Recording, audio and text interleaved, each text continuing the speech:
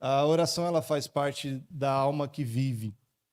A alma que vive, ela ora. A alma que vive, ela clama. A alma que vive, ela se conecta com Deus. Jesus nos ensinou a oração, e você sabe a oração modelo, que é chamada de... Isso, crente tem que saber isso. A oração modelo é chamada de Pai Nosso. Pai Nosso. E Jesus nos dá ali as características para nós engrandecermos o nome de Deus, e nós glorificamos a Deus através da oração, e quando finalizamos um movimento espiritual de potencialização, como os 10 dias de oração que estamos finalizando hoje, é para nós aprendermos a tomar posse de algumas coisas. Quando eu falo tomar posse, é porque eu sei que na sua vida é igual à minha vida. Nós temos algumas dificuldades de tomar posse, de recebermos algumas coisas que o Espírito quer nos dar. E por que nós temos dificuldade? Porque nós não acreditamos que pode acontecer dentro da minha vida, dentro da sua vida, dentro da minha casa, dentro da minha igreja, na minha sociedade, no meu trabalho. Então eu vou protelando e vou entendendo que porque eu aprendi a não tomar posse, eu também não tomo posse na minha vida. E essa manhã eu acredito que Deus vai nos ensinar a tomar posse de alguma coisa, em nome de Jesus. Em nome de Jesus. Qual é o problema que Deus resolve do ser humano? Me ajuda. Qual? Vocês são pessoas maravilhosas. Todos resolvem tudo, não é? Mas qual é o problema? Por exemplo, qual foi o problema no Éden? Uma árvore. Não é pegadinha, tá, gente? Eu quero construir mesmo. Eu não gosto daquele negócio que a pessoa está falando. Não, você errou, não é isso. Não é isso. Vamos construir isso daqui. A serpente era um problema? Check? Sim ou sim? Eu gosto da opção, que aí fica mais fácil responder. O que mais? Tinha serpente, que era um problema. A árvore se tornou um problema.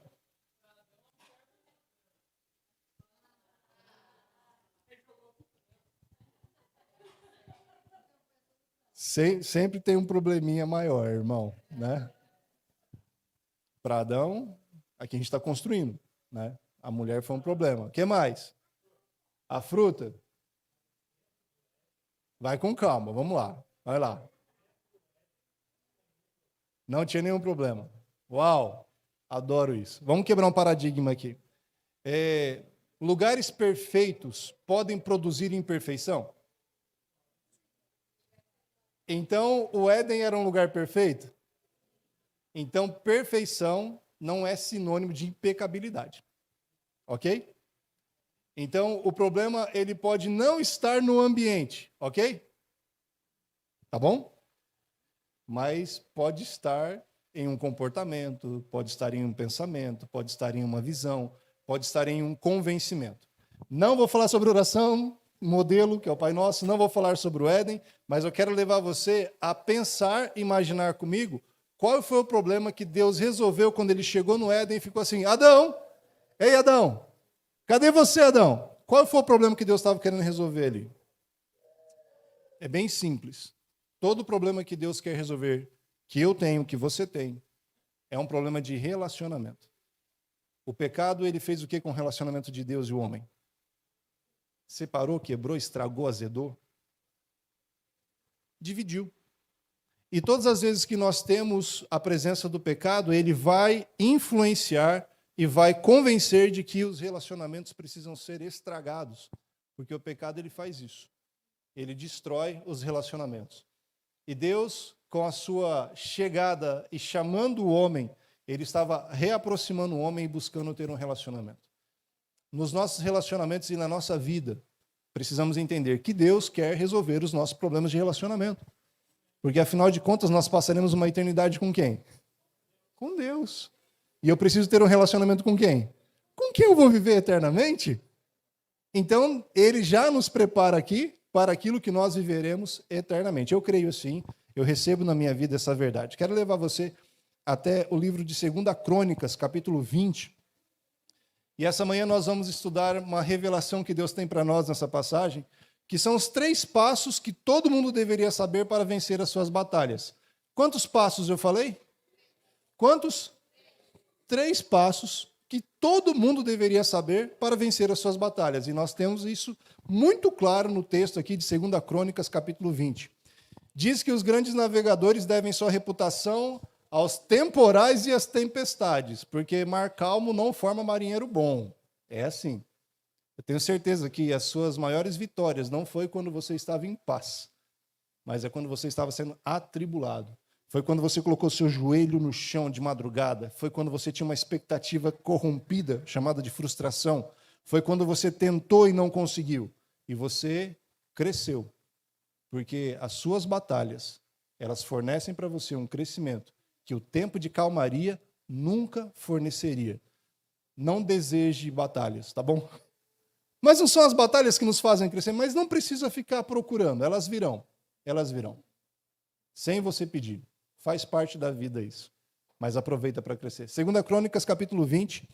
Na minha Bíblia, tem... Eu vou ler aqui junto com você. A gente vai pegar alguns textos aí. Para nós vencermos as nossas batalhas, e esses 3 passos que nós descobriremos aqui, nessa passagem de 2 Crônicas, capítulo 20, precisamos entender que é necessário nós permitirmos Deus lutar as nossas batalhas. Mas como eu vou permitir que Deus lute as minhas batalhas se eu nem sabia que eu fazia isso? Pode ser que você não tenha consciência de que cercia Deus, limita Deus para que Ele não lute as suas batalhas, e você vai descobrir como isso acontecer. E entenda, Deus, Ele não prepara você enquanto a batalha está acontecendo. Por isso que é importante você escolher a briga que você vai entrar, a luta que você vai aceitar. Deus, Ele não vai preparar você quando a batalha estiver acontecendo. Ele prepara você para a batalha. Como você vai para as batalhas? Existem pessoas que insistem em abrir uma porta que está fechada. E de outra forma, fechar uma porta que está aberta. Porque eu não quero, porque eu não desejo, porque eu não me enxergo assim e não me vejo lá. E aí, quando você tenta abrir uma porta que está fechada, e Deus não permitiu que essa porta se abrisse, mas você força, usa a sua influência, usa o convencimento, seu network, você chega em lugares que estava difícil chegar, mas Deus não permitiu, você não tem uma palavra para estar ali, você descobre uma coisa: você não estava preparado para permanecer. Uma coisa é conquistar, outra coisa é permanecer conquistando, permanecer no lugar. Quando Deus permite que uma porta se abra na sua vida, é porque Ele já entendeu que você está em um ponto de amadurecimento, que você vai entrar naquele ambiente, naquela situação, naquele relacionamento, naquele emprego, naquele contrato, que naquele lugar a sua bagagem vai permitir que você cresça. Como isso faz sentido para você? Como teria sido saber disso 5 anos atrás, antes de assinar aquele contrato, antes de falar aquela palavra, antes de tomar aquela decisão? Saber que Deus, Ele tem o domínio de todas as coisas e que se Ele ainda não permitiu uma porta se abrir, é porque você não está preparado para isso. Calma, eu tenho certeza que um dia você dobrou os seus joelhos e você falou: Senhor Jesus, toma conta da minha vida. Quem já fez essa oração assim? E derramou lágrimas. E você até lembra: Jesus, cuida da minha vida. 1 mês depois você nem lembrava disso, mas Jesus nunca esqueceu. E Ele continuou cuidando da sua vida, amém? Tem uma pessoa do seu lado, olha para ela e fala o seguinte: é para olhar. Fala assim: você está sendo cuidado por Jesus. Amém? Deus seja louvado. Ele está cuidando de você. 2 Crônicas, capítulo 20, verso 1 ao verso 3, fala assim: depois disso, os moabitas e os amonitas, com alguns dos meunitas, entraram em guerra contra Josafá. Contra quem? Contra quem? Estamos juntos. Então informaram a Josafá: um exército enorme vem contra ti, de Edom, do outro lado do Mar Morto. Já está em Azazon Tamar, que é em Gedi. E aí o verso 3 vem a reação de Josafá. Alarmado, Josafá decidiu consultar o Senhor e proclamou um jejum em todo o reino de Judá. Toda decisão humana, ela envolve um mapeamento mental com 3 estágios. O primeiro estágio é o status quo. É onde você está. Você, antes de tomar uma decisão, de uma maneira inconsciente, e eu espero que a partir de hoje, em nome de Jesus, passe a ser consciente, você passa por esses 3 estágios. Eu vou ter que tomar uma decisão. Mas onde eu estou? Você se localiza, eu estou em um lugar que eu tenho conforto, que eu estou encaixado, que eu produzo, eu estou em um lugar desconfortável, eu estou em um lugar desafiador, eu estou fazendo coisas que não são favoráveis ao meu desenvolvimento espiritual, familiar, profissional. O primeiro estágio é você entender onde está. E toda decisão que você toma, essas quase 300 decisões por dia, de uma maneira ou de outra você pensa dessa forma, você se enxerga. Eu estou como? Eu estou como profissional nesse lugar? Eu estou como pai? Eu estou como mãe? Não, nesse momento eu estou como servo, eu estou como líder. É importante você entender como você está para que você tome uma decisão. E o segundo estágio é a complexidade da sua decisão. Eu vou tomar uma decisão. Essa decisão ela vai influenciar quem? Vai mudar o que em minha vida? Recentemente, dia 1º de fevereiro, nós voltamos a morar em São José, que é uma terra boa, graças a Deus. Um lugar muito bom. Todos os lugares que nós saímos daqui, nós falávamos, São José é um lugar muito bom. Pelo lugar? Sim, mas pelas pessoas. É uma benção. Fala amém aí, abençoado. Receba na sua vida, Jesus. Estou falando que a gente tem um probleminha de receber? Estou falando. Nós tomamos a decisão de voltar para São José dos Campos. Qual era as complexidades que envolviam essa decisão que nós tomamos? Poderíamos ir para outro lugar? Poderíamos, mas o que estávamos fazendo? Complexidade. Toda decisão que você toma, ela traz uma complexidade. Vai te influenciar como? Vai influenciar as pessoas, aqueles stakeholders, as pessoas que estão ao seu redor, que são interessadas na sua vida e que você se interessa pela vida delas. Como isso vai influenciar? E o terceiro ponto é clareza do seu pensamento no momento em que você está passando. Tem pessoas que chegam aos 30 anos e falam assim, se eu tivesse essa experiência com 15, não precisa... Eu não gosto de olhar quando eu falo essas coisas, que as pessoas se declaram, né? Eu já pensei isso. Todos já pensamos isso. Porque a vida ela é um acumulado de experiências. E quando nós chegamos de um nível X, um nível maior de experiência, nós olhamos para aquele adolescente, para aquele jovem, para aquela pessoa que é você no passado, e você fala assim, se eu tivesse essa experiência, teria resistido um pouco mais, teria feito um pouco mais, teria ficado quieto um pouquinho mais, porque às vezes a gente tem que também pensar nisso. Tem coisas que a gente fala que não deveria ter falado. E nós já aprendemos que não dá para desdizer. Nem sei se existe essa palavra, mas é um neologismo aqui. Né? Deu para entender, né? Às vezes a gente tem que saber ficar quietinho também. Né? Que é outro probleminha que a gente tem, de calar a boca. A gente não cala a boca de vez em quando, não. Clareza do seu pensamento no momento em que você está passando. Por exemplo, as crianças estudavam de manhã. Vai para a escola, levanta, se arruma, tal, faz oração, vai pegar o lanche. Nossa, esqueci de comprar o lanche. Já aconteceu isso algumas vezes, né, Davi? Esqueci de comprar o lanche ontem. Davi avisou, Daniel avisou, Heloísa avisou, a Ana me avisou. Eu esqueci. Naquele momento em que o coração dispara, fala, vai ter que comprar na cantina. A cantina é um pouquinho mais caro. Não era aqui, era em outro lugar, tá? A cantina é um pouquinho mais caro. E naquele momento, qual era o meu tipo de pensamento para tomar uma decisão? Eu me sujeitaria a passar no tiozinho lá da quitanda, que abre às 6h30 da manhã, e o suquinho que no atacadão, sem fazer merchan, mas lá no atacadão é 90 centavos, no tiozinho da quitanda é quanto? 6,90, lógico. Claro, só um pouquinho inflacionado, mas por quê? Ele abriu 6h30 da manhã, vai estar fácil. Então, naquele momento, o que influenciou a minha decisão, que estava afetando as pessoas ao meu redor, a forma que eu estava me levou a pagar quanto no suquinho? 6,90. E ainda fiz um bom negócio. Você entende? Toda vez que você vai tomar uma decisão, você analisa como está, como isso vai influenciar, e, claro, a chavinha que vira a sua tomada de decisão é o que você está pensando naquele momento. Então não adianta, quando a vida passa, você muda os pensamentos, ganha amadurecimento, você se julgar por aquilo que você viveu. Deixa Jesus julgar você, amém? Porque quando Jesus te julga, nós sabemos que ele é sua testemunha. A Bíblia garante isso. Sim? O que mais? A Bíblia garante que ele é o teu advogado. E como se não bastasse a apelação, ele é o teu juiz. Qual é a chance de você não sair absolvido desse julgamento? Confesse o nome de Jesus. Você ganha um advogado, você ganha o juiz, ganha testemunha, e aí, se nós abrimos aqui o processo jurídico celestial, você vai entender que é tudo para a sua salvação. Então, por favor, quando você olhar para a Bíblia, nesse caso nós estamos olhando para Josafá, ele precisava tomar uma decisão. Ele estava sendo influenciado por aquilo que você é influenciado. Então, para nós descobrirmos esses 3 passos, nós precisamos nos reportar e entender que Josafá é um representante meu, é um representante seu, e Deus continua sendo Deus. E Ele vai nos ajudar essa manhã, amém? A clareza e a criatividade formam o melhor cenário para as suas decisões. Clareza e criatividade. Repete comigo. Clareza e criatividade.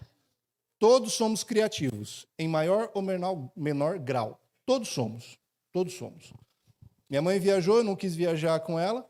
Fiquei eu, meu irmão e 2 amigos, que todo sábado em casa tinha gente almoçando.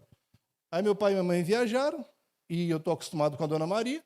Dona Maria, quando faz comida... Quantos vão almoçar aqui? 5. Ela faz para 30. Ela conhece os filhos que tem, né? E sempre faz com abundância. Eu fui para a geladeira no sábado, depois do almoço, comer uma comida francesa, restaurante, alguma coisa assim. Ou aquela japonesa, né, que soborou. Abri a geladeira e tinha o quê? Nada, gente. Pensa numa palpitação no coração. Achei um hambúrguer e uma abóbora. Como é que é o nome? Abóbora. Cabochá. Cambocha. Como é que é? Vocês conhecem, né? Eu fiz hambúrguer com abóbora. E sabe por que eu lembro desse almoço? Porque eu nunca comi uma comida tão ruim. E não somente eu. Para o meu irmão e para os meus 2 amigos que nunca mais voltaram em casa para almoçar. Clareza e criatividade. Eu tenho clareza de que estou sem condição nenhuma de fazer qualquer coisa, que hoje eu domino um pouquinho de fazer um arroz, como diz a Elô, arroz preto. Um pouquinho queimado, levemente. Fazer um feijãozinho. Ainda consigo, de vez em quando.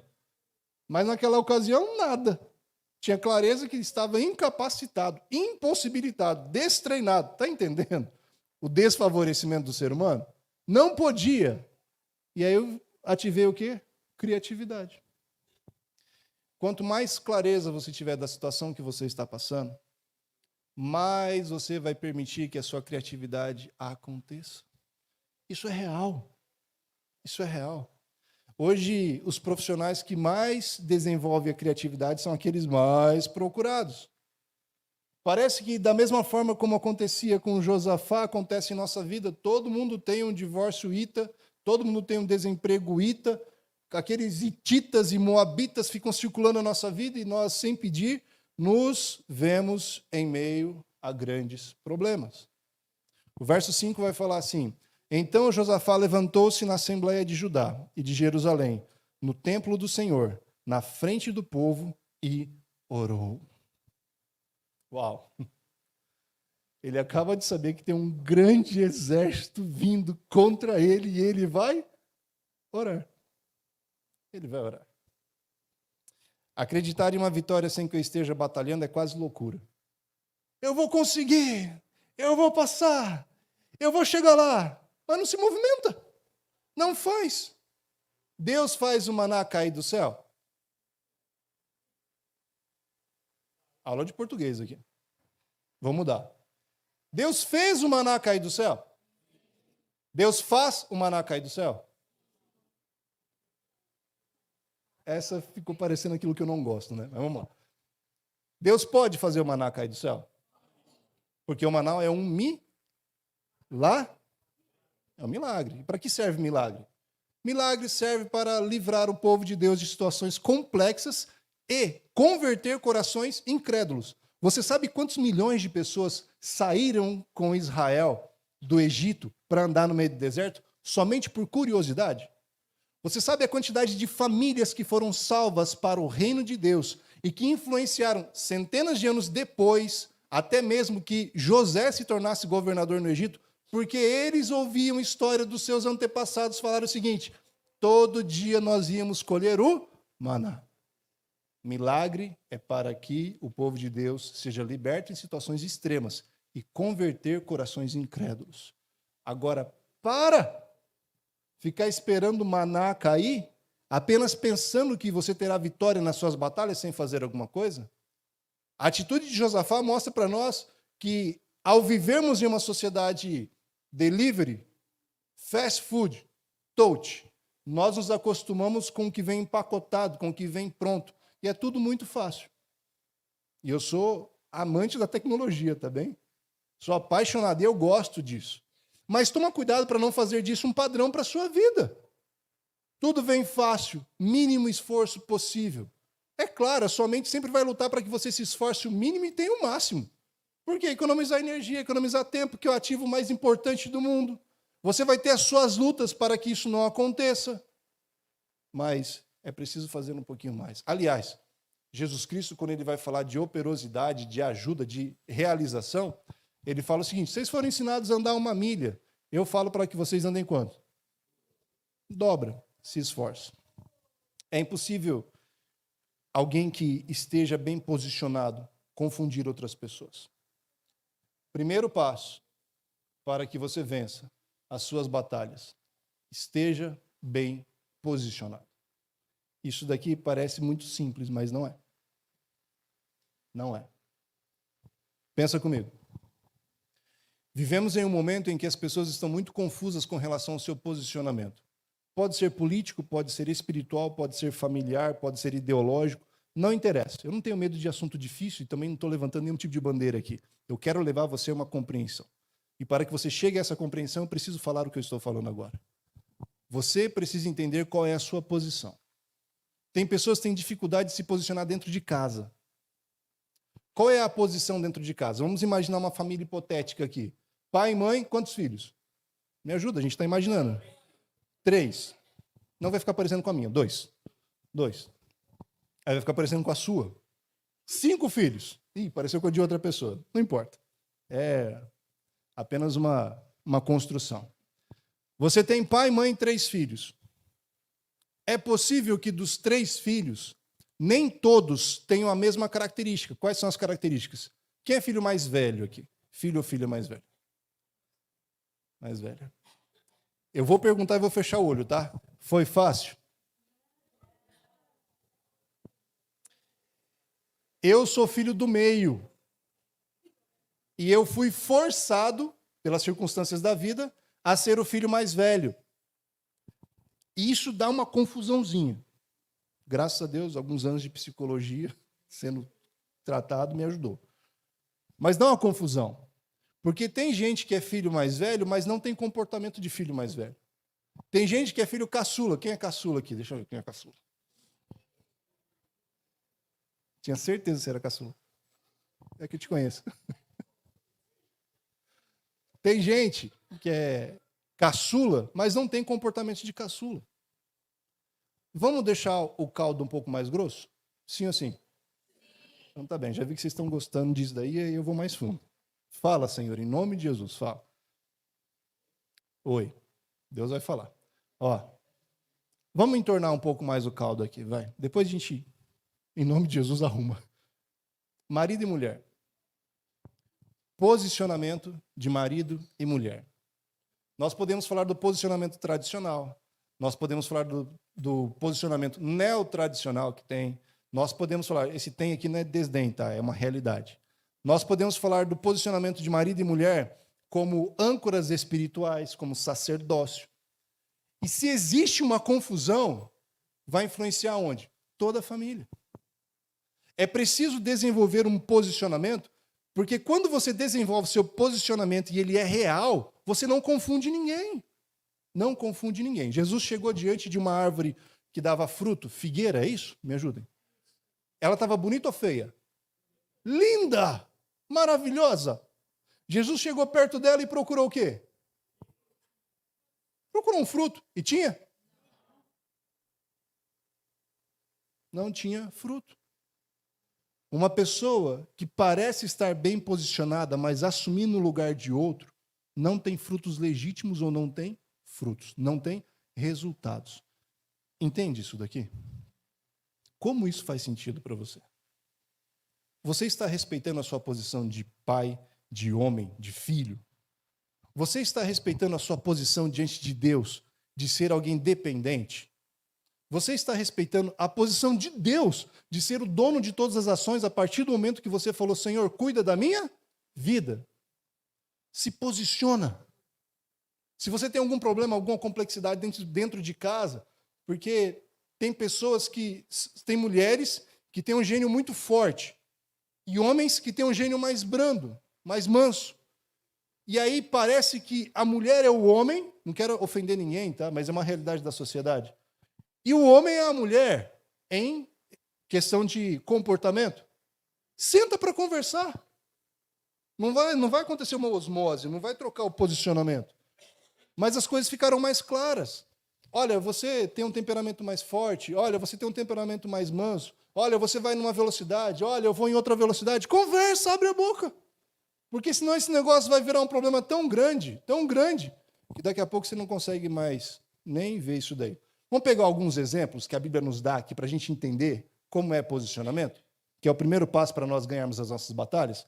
Em Juízes 7:7, eu vou ler, depois você pode anotar, se quiser projetar aqui, diz o seguinte, Juízes 7:7. O Senhor disse a Gideão, com os 300 homens, quantos? Conhece essa história?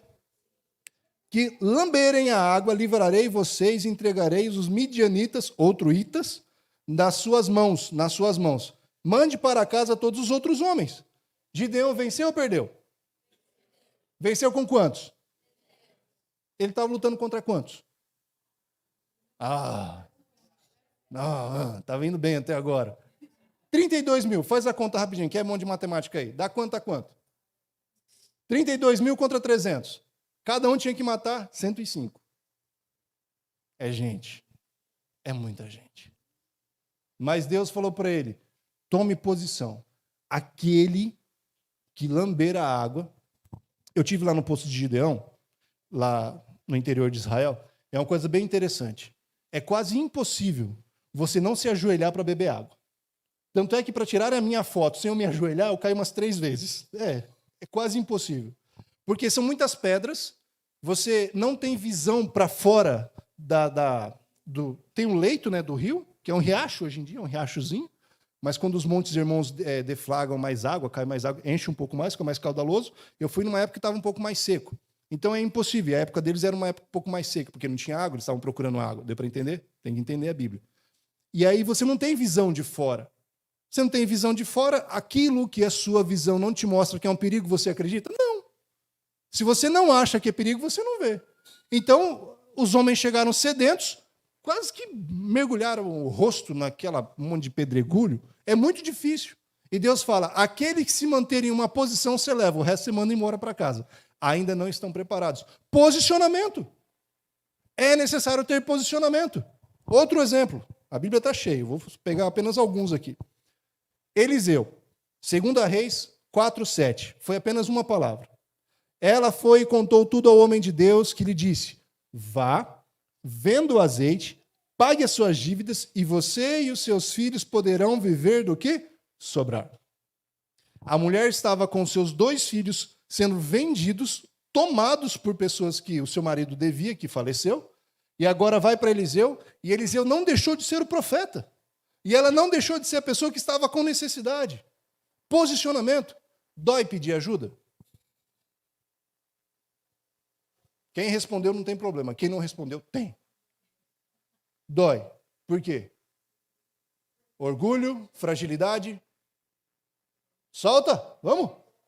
Vergonha, timidez, se sente incapacitado, uma incapacidade.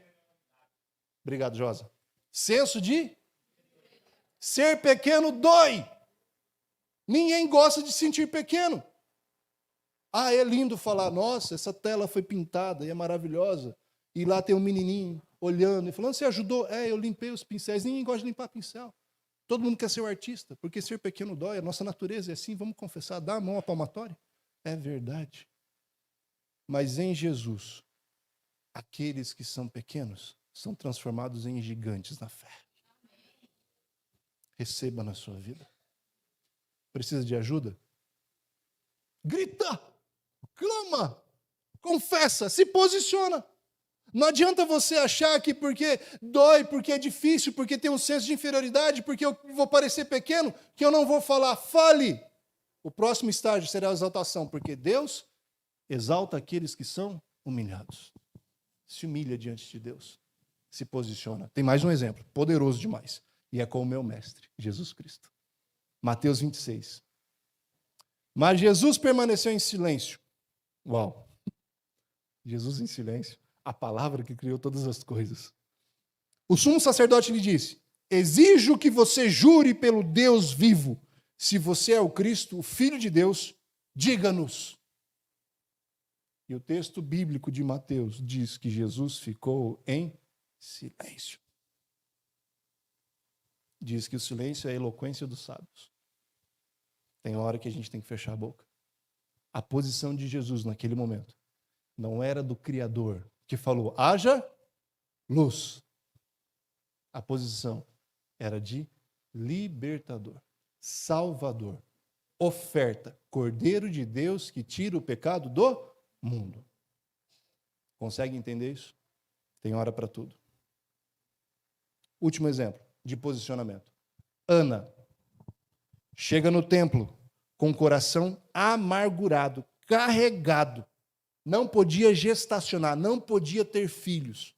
Começa a orar. E na sua oração, na sua entrega, Senhor, nos dê essa entrega. Nós precisamos dessa conexão com o Espírito Santo. Nós precisamos da conexão de Ana. Que ela começa a entrar em contato com o celestial, com o divino. A presença é tão poderosa que ela começa a babucear, a falar. A boca dela mexe, não sai som, mas ela está em contato. Ela está na presença do divino. Ela tem uma teofania, uma presença de Deus ali. E aí, quem não estava participando daquele momento, que era o sacerdote ali, olha para ela e fala, bebeu. Encheu a cara e veio para o templo. Já não era nem permitido ela chegar tão perto, por ser mulher. Questões da época e do mundo. Vamos entrar aqui em outro assunto. Fecha. Chega perto dela e fala, mulher, você não tem vergonha? Enche a cara, bebe todas e vem para cá. Ela fala, não. Eu estou falando com o meu Deus. O sacerdote entende rapidamente. Porque uma pessoa bem posicionada não confunde ninguém. Se posiciona. Tome o seu lugar. E as pessoas saberão exatamente quem você é e o Deus que você serve. Primeiro passo para você vencer as suas batalhas. Posicionamento. Qual é o primeiro passo? Segundo passo. Verso 12 diz assim. Ó nosso Deus. Não, estou em 2 Crônicas 20, tá? Ó nosso Deus, não irás tu julgá-los? Pois não temos força, não temos o quê? Não temos? Para enfrentar esse exército imenso que está nos atacando. Não sabemos o que fazer. Não sabemos o quê? Não sabemos o que fazer. Mas os nossos olhos se voltam para... Uau! Aquilo que você enxerga convence você daquilo que você está vivendo. É fato. É fato. Aquilo que você enxerga, que você interpreta, vai convencer você daquilo que você vive. Josafá, ele tem o segundo passo que ensina para mim e para você, que para vencer as batalhas nós precisamos ser dependentes de Deus. Precisamos ser dependentes de Deus. Dependentes de Deus. E sabe o que ele faz? Ele não coloca os olhos sobre os inimigos. Ele volta os olhos para quem? O texto diz que ele volta os olhos, que ele vira. É como se eu estivesse olhando para você. E agora eu começo a olhar para minha esposa. Ou seja, em algum momento, o coração dele, que estava temeroso, estava sendo colocado e convencido de que o exército era muito maior do que eles. De fato era. Sim. Muito maior, muito maior. E quando eles começaram a olhar para isso, o temor entrou no coração, o medo entrou no coração. Mas antes que ele se movimentasse, ele orou e voltou os seus olhos para quem? Ei, você vai enfrentar as suas batalhas dependendo de Deus. Sabe por quê? Você não vai ficar olhando para aquilo que te traz medo. Você vai colocar os seus olhos, repousar a sua alma, o seu coração no Deus que nunca perdeu nenhuma batalha. Você vai colocar o seu olhar no Senhor. Dependa de Deus. Josafá nos ensina que, além do posicionamento, a dependência é muito importante. Tem um político francês antigo que ele ensinou o seguinte, faz muito sentido para mim, eu vou reproduzir para você. Ele preferia enfrentar um exército de 100 leões chefiados por uma ovelha do que um exército de 100 ovelhas chefiados por um leão. Quem você segue influencia fortemente o caminho que você anda. Jesus Cristo ganhava o coração das pessoas, atendia suas necessidades e depois falava o quê? Segue-me. Segue-me. Quem você segue influencia o caminho que você vai trilhar. Eu prefiro ser uma ovelha guiada pelo leão da tribo de Judá. Ele nunca perdeu. Nós não somos aprisionados pelas nossas circunstâncias. As nossas circunstâncias nos convencem de que nós estamos encrencados, que nós temos algum tipo de problema, mas nós somos libertos pelas nossas escolhas. Na dependência, eu quero trazer um exemplo de Abacuque que eu admiro demais. Em Abacuque 2:1, ele fala assim: ficarei no meu posto de sentinela. Posição. E ficarei olhando sobre a muralha. Aguardarei para ver o que ele me dirá e que resposta terei à minha queixa. Torne-se um dependente posicionado e limpa da sua frente tudo aquilo que atrapalha você de receber as respostas de Deus. Eu quero uma resposta do Senhor, mas eu estou no meio da série. Faltam apenas 17 capítulos. Vou, já assisti 300. 17. Se livra disso para você receber a resposta de Deus. Abacuque fala que ele vai subir. Eu posso subir aqui? Me aguenta? Será? Olha o tamanho. Sobe na muralha da sua vida. Você precisa estar sobre um... Pode bater? É concreto? É. Mas não fez barulho que eu queria. Aqui fez mais. Ó. Bate pé. Adorei a coordenação. Tá linda. Maravilhosa. 1, 2, 3. Quase no tom. Ei, se coloca em cima da sua muralha. A sua muralha é a sua fé. A sua muralha é a sua devoção. A sua muralha é a palavra de Deus no seu coração. Se liberta de tudo que atrapalha você. Daquelas palavras malditas que convenceram que você não conseguiria. Daqueles momentos ruins que você viveu. Daqueles eventos que você não gosta nem de lembrar. Se livra disso. Se coloca em cima da sua fé. Olhe para o céu como Josafá fez. Adote o comportamento de Abacuque e fala: eu vou ficar esperando a resposta de Deus. Porque tem hora que não tem o que fazer. Já passou por isso. Tem hora que não tem o que fazer. E a sua postura é de se posicionar, de depender, se colocar diante do muro, em cima do muro, se livrar de tudo, ser uma sentinela e aguardar somente a resposta de Deus. Jesus subiu o monte, não subia? Jesus subiu o monte. Por que será que Jesus Cristo subiu o monte? Para receber a resposta de Deus. Não no meio da multidão, não com os fariseus, não com os sacerdotes, não ensinando os seus discípulos e depois os seus apóstolos, mas no monte, se livrando de toda possível interrupção. Qual é o seu monte? Qual é a sua muralha? Onde você tem subido? Onde você tem se conectado? Onde você tem buscado a presença de Deus? Onde você tem falado: Senhor, se manifesta? Como o seu coração tem tremulado, batido diferente na presença de Deus? Ou será que você vive apenas um cristianismo nominal? Terceiro e último passo. Josafá nos ensina de uma maneira muito poderosa que você, quando vai para as batalhas da vida, vá comemorando Isso daqui é para tirar de nós tudo aquilo que nós achamos que deveria ser. Jorge, você está falando que eu preciso me posicionar? Cheque, sim. Você está falando que eu preciso ser dependente? Sim. Mas eu estou falando para você que Josafá, ele chamou os levitas. Ei, ele está indo para uma batalha. Se ele está indo para uma batalha, ele tem que chamar quem? Me ajuda, gente, que eu preciso entender isso daqui. Ele tem que chamar quem? Os guerreiros, os soldados. Ele não tem um exército lá treinado à disposição dele? Tem. Mas ele chama quem? Quem eram os levitas, gente? Quem cuidava do serviço espiritual. Um levita tinha barba que nem você, Ezra. Sabe por que o levita tinha barba? Porque ele era uma pessoa de paz. E quando você vê os ortodoxos usando uma barba bonita que nem a sua, é porque são pessoas de paz. Você é um homem de paz, amém? Mas sabe por quê? Porque um homem barbudo na guerra era presa fácil. Era só puxar a barba e cortar o pescoço. Se você fosse para uma batalha, quem você não levaria? Barbudo. Por quê?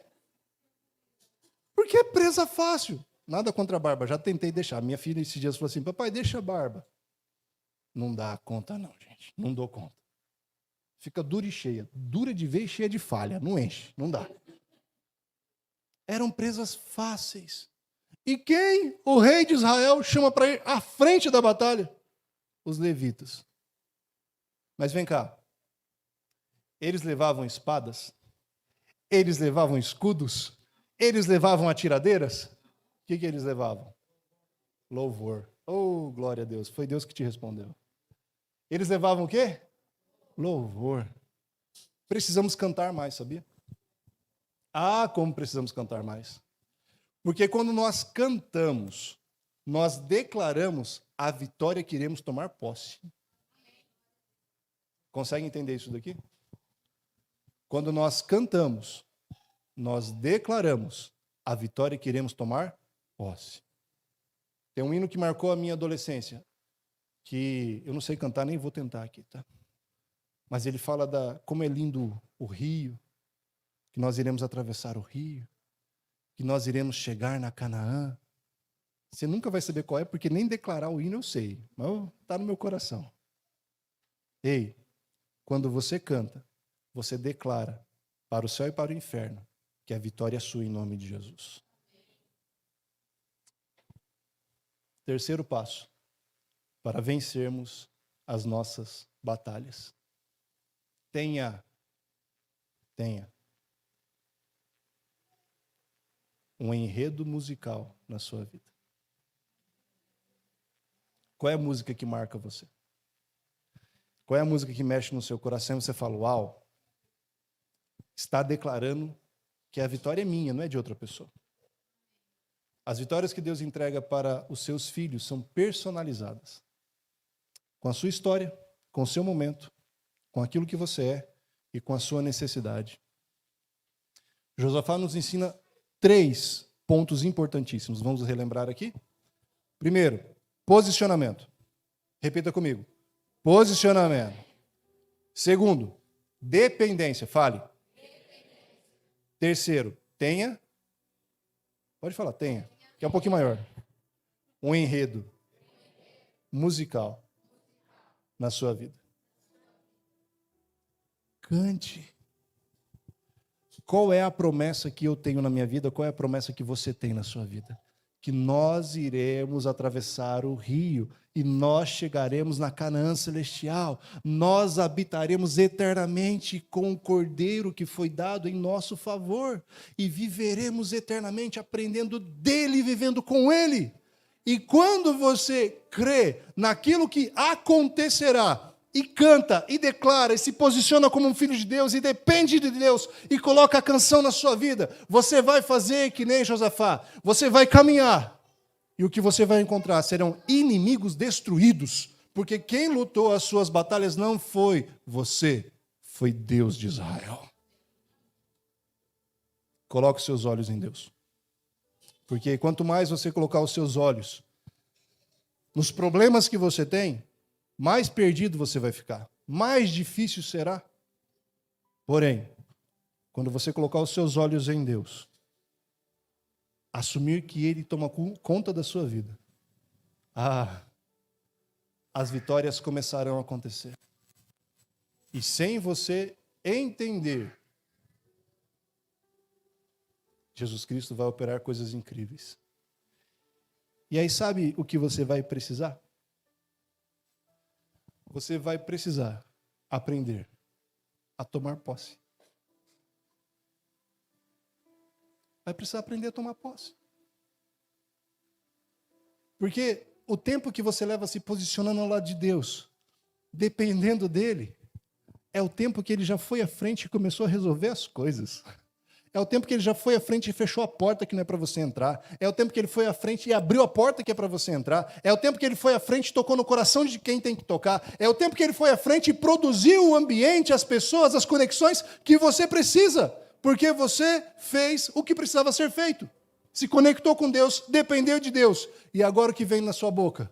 Uma declaração de louvor. Porque Deus pode todas as coisas. E é Ele quem resolve todas as coisas. Quem tem problema?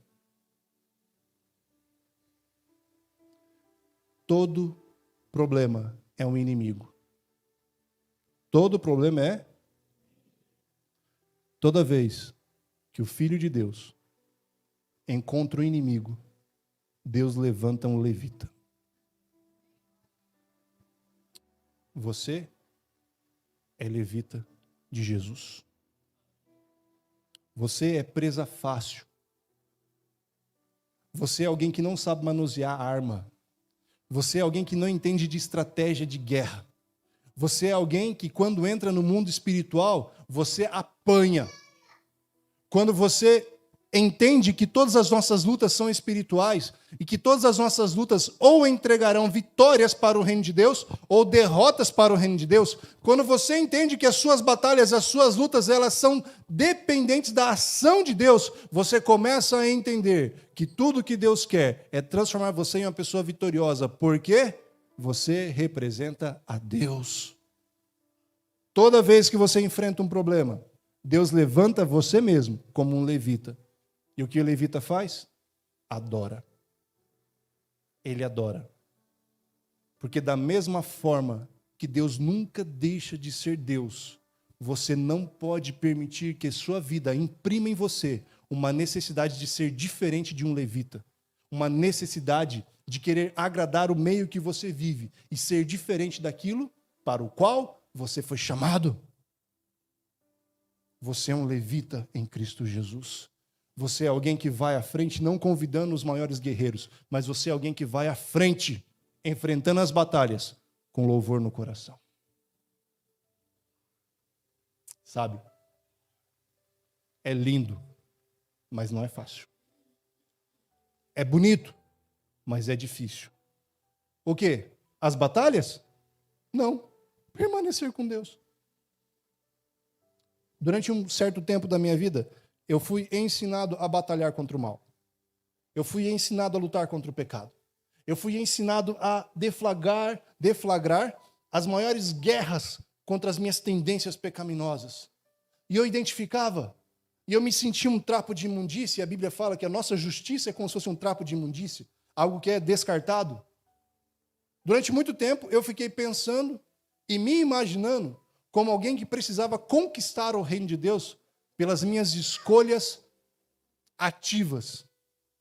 Até que eu entendi o que Jesus Cristo fala. Resistir ao diabo, e ele fugirá de vós. Sua batalha não é para ser a pessoa mais eloquente. Sua batalha não é para ser a pessoa mais brilhante. Sua batalha não é para decodificar as armas do inimigo. A sua batalha é para você resistir. Resista à tentação de sair da presença de Deus. Resista aos ataques do mal. Resista à vontade de responder aquela palavra maldita. Resista àquele momento de você fazer algo quando ninguém está vendo. Resista, resista, resista. Porque quem assiste você é o Deus que nunca perdeu as batalhas. E Ele deposita sobre você o poder do Espírito Santo. Tome posse. Clame. Busque. Fala, Senhor, não está fácil, é injusto. E tem alguma coisa que mexe tanto com a gente quanto a injustiça? É injusto. Minha filha está fazendo um trabalho agora na escola. Já passamos por isso. Que você pega um feijãozinho e coloca. E aí você vai cuidando, né? E todo dia ela traz para mim, pai, como é que tá? Aí virou uma floresta amazônica, um feijão.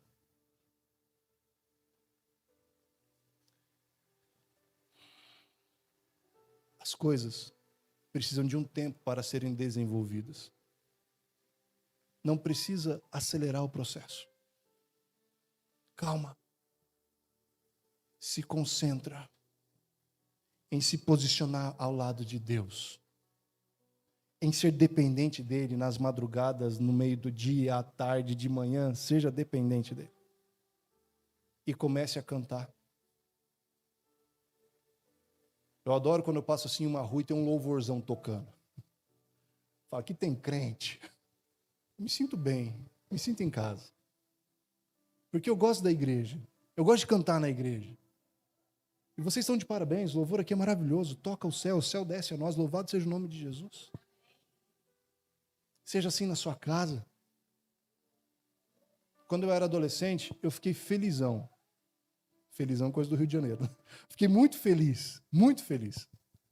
Porque minha mãe me deu de presente de aniversário um rádio lá, 3 em 1. E eu saí pegando com os meus amigos alguns CDs. E eu acordava, Josa, com esse rádio. Programava ele para despertar lá. Ajustava o volume. Aí eu achava que era só para mim, eu acordava a casa inteira. Mas eu acordava no louvor. Levei esse costume para o meu casamento. Minha esposa jogou fora o negócio. Tempos modernos, né, gente? Tem celular para despertar. Você coloca o toque que você quiser. Eu estava um pouquinho atrasado. Por favor. Esse sorriso que você deu é o que leva pessoas para Jesus, porque é o sorriso de Cristo. Eu descobri,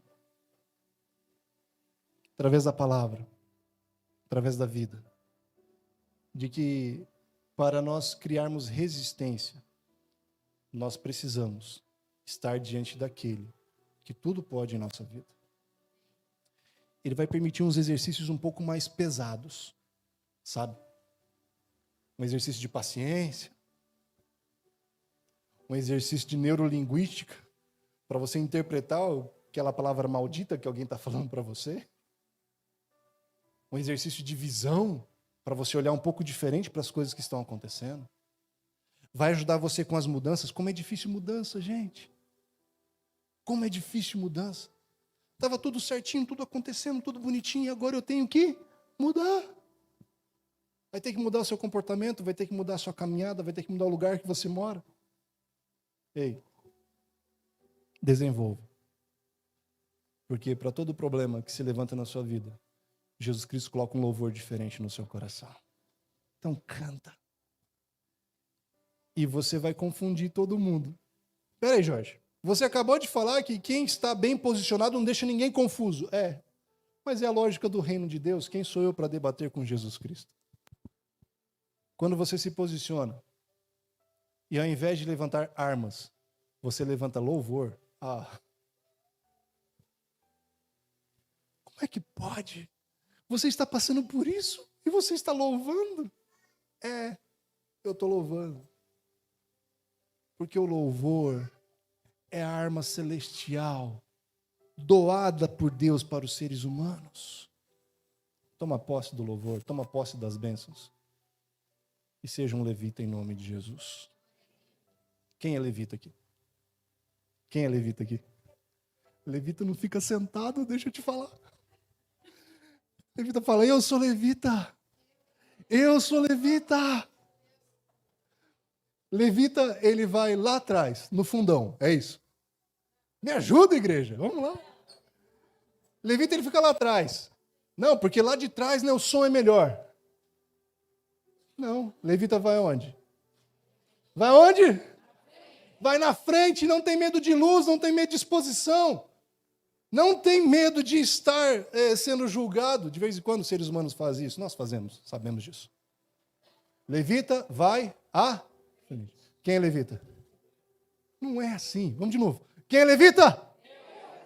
Eu sou levita. Eu glorifico o nome de Jesus. Minha posição é essa, eu sou dependente dele. E o que levita está fazendo aí? Porque eu quero apresentar você como levita. Levita fica aí atrás ou vem na frente? Quem é levita? Então venha. Quem é levita? Levita se coloca na frente para receber a primeira bênção. Levitas, me acompanhe nessa oração. Pai Todo-Poderoso, nós estamos na Tua presença e nós nos posicionamos diante de Ti como dependentes. Existem muitas coisas que os nossos olhos não enxergam. Uma delas é que existe vitória nos nossos problemas. Mas hoje, em nome de Jesus, nós queremos tomar posse. Nós somos dependentes e clamamos que o Senhor coloque em nosso coração as suas canções de vitória. Que o Senhor nos ensine os brados que o exército canta.